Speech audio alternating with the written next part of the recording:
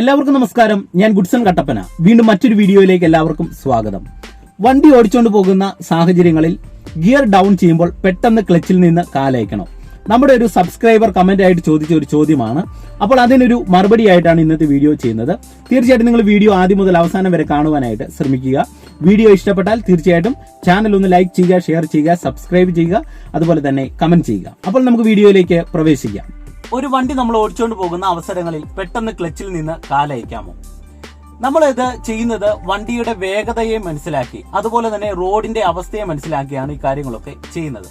അപ്പോൾ വണ്ടിയുടെ വേഗത മനസ്സിലാക്കി എങ്ങനെയാണ് ചെയ്യുന്നത് എന്ന് ചോദിച്ചാൽ അതിന് ഒരു ഉദാഹരണം ഞാൻ പറഞ്ഞു തരാം. നമ്മുടെ ഒരു വാഹനം ഒരു നേരെയുള്ള ഒരു റോഡിലൂടെ നമ്മൾ പോകുന്നു. ഒരു തേർഡ് ഗിയറിലാണ് സഞ്ചരിക്കുന്നത് എന്ന് ചിന്തിക്കുക. പെട്ടെന്ന് ചെറിയൊരു കയറ്റം വന്നു. നമ്മൾ എന്ത് ചെയ്യും? ക്ലച്ച് ചവിട്ടി സെക്കൻഡ് ഗിയർ അങ്ങ് ഇട്ട് കൊടുക്കുന്നു. അതിനുശേഷം പെട്ടെന്ന് തന്നെ നമ്മൾ ക്ലച്ചിൽ നിന്ന് കാലയക്കുകയും വീണ്ടും ആക്സിലറേറ്റർ കൊടുത്ത് വാഹനം നമ്മൾ മുന്നോട്ടെടുക്കുകയാണ് ചെയ്യുന്നത്.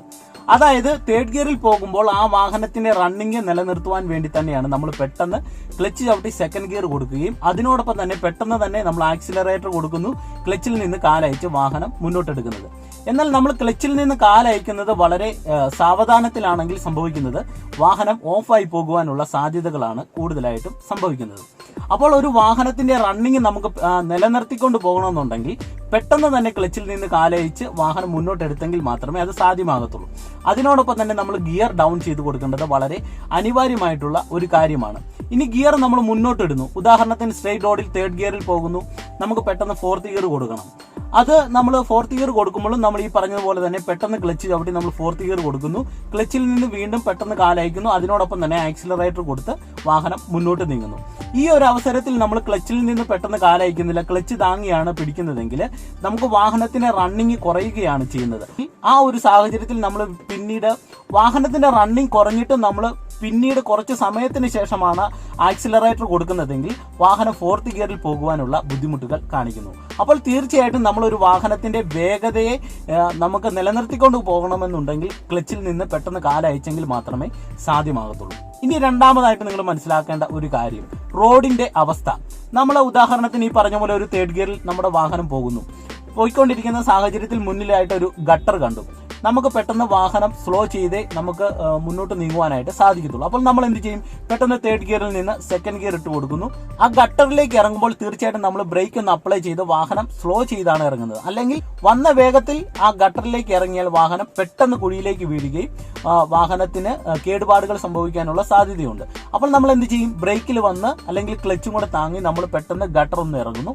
അതോടൊപ്പം തന്നെ നമ്മൾ വീണ്ടും സെക്കൻഡ് ഗിയറിൽ പോകാനുള്ള ബുദ്ധിമുട്ടാണ് കാണിക്കുന്നതെങ്കിൽ പെട്ടെന്ന് നമ്മൾ ഫസ്റ്റ് ഗിയർ കൊടുക്കും. ഫസ്റ്റ് ഗിയർ കൊടുക്കുന്നത് തീർത്തും വാഹനം സ്ലോ ആകുമ്പോൾ നമ്മൾ ഫസ്റ്റ് ഗിയർ കൊടുത്ത് വാഹനം മുന്നോട്ടെടുക്കുന്നു. അപ്പോൾ ഇങ്ങനെയുള്ള അവസ്ഥകളിൽ നമുക്ക് ക്ലച്ചിൽ നിന്ന് അയക്കുന്നത് സ്ലോയിലായിരിക്കണം. എന്നാൽ നമ്മൾ ഗിയർ ഇട്ട് കൊടുക്കുമ്പോൾ പെട്ടെന്ന് ക്ലച്ച് ചവിട്ടി ഗിയർ ഇട്ട് കൊടുക്കുകയും വാഹനത്തിന്റെ വേഗത തീർത്തും കുറഞ്ഞെന്ന് മനസ്സിലാക്കി കഴിയുമ്പോൾ വാഹനത്തിന്റെ വേഗത വീണ്ടും നമ്മൾ കൂട്ടുവാൻ വേണ്ടി നമ്മൾ എന്ത് ചെയ്യുന്നു? മാക്സിമം സ്ലോയിൽ ക്ലച്ചിൽ നിന്ന് കാലയക്കുകയും ആക്സിലറേറ്റർ കൊടുത്ത് വാഹനം മുന്നോട്ടെടുക്കുകയുമാണ് ചെയ്യുന്നത്. ഇത് നിങ്ങൾക്ക് കുറച്ചും കൂടെ വ്യക്തമായി മനസ്സിലാക്കാൻ ഞാൻ ഒരു കാര്യം ഞാൻ പറഞ്ഞുതരാം. അതായത് നമ്മൾ നിർത്തിയിട്ടിരിക്കുന്ന ഒരു വാഹനം സ്റ്റാർട്ട് ചെയ്തെടുക്കുമ്പോൾ തീർച്ചയായിട്ടും ക്ലച്ചിൽ നിന്ന് മെല്ലെ കാലയക്കുകയും അതുപോലെ തന്നെ ആക്സിലറേറ്റർ കൊടുത്താണ് വാഹനം നമ്മൾ മുന്നോട്ടെടുക്കുന്നത്. അപ്പോൾ നമ്മൾ ഫസ്റ്റ് ഗിയർ കൊടുത്താണ് വാഹനം മുന്നോട്ടെടുക്കുന്നത്. അപ്പോൾ നമുക്ക് റണ്ണിങ് ഇല്ലാത്ത ഒരു വാഹനത്തിന്, അതായത് വെറുതെ കിടക്കുന്ന ഒരു വാഹനത്തിന് നമുക്ക് റണ്ണിങ് കൊടുക്കുമ്പോൾ നമുക്ക് ഫസ്റ്റ് ഗിയർ കൊടുക്കേണ്ട അനിവാര്യമാണ്. അതുപോലെ തന്നെ ക്ലച്ചിൽ നിന്ന് മാക്സിമം സ്ലോയിലെ കാലയക്കുക, അതോടൊപ്പം തന്നെ ആക്സിലറേറ്റർ കൊടുത്ത് വാഹനം മുന്നോട്ടെടുത്തെങ്കിൽ മാത്രമേ നമുക്ക് ആ ഒരു വാഹനത്തെ നല്ല രീതിയിൽ മുന്നോട്ടെടുക്കുവാനായിട്ട് സാധിക്കത്തുള്ളൂ. എന്നാൽ വെറുതെ കിടക്കുന്ന ഒരു വാഹനത്തെ സ്റ്റാർട്ട് ചെയ്യുന്നു, ഫസ്റ്റ് ഗിയർ കൊടുക്കുന്നു, ക്ലച്ചിൽ നിന്ന് പെട്ടെന്ന് കാലയക്കുന്നു, ആക്സിലറേറ്റർ കൊടുക്കുന്നു, വാഹനം ഒരു കാരണവശാലും മുന്നോട്ട് നീങ്ങത്തില്ല. വാഹനം മുന്നോട്ടൊന്ന് ചാടി പെട്ടെന്ന് വാഹനം ഓഫായി പോകുകയാണ് ചെയ്യുന്നത്.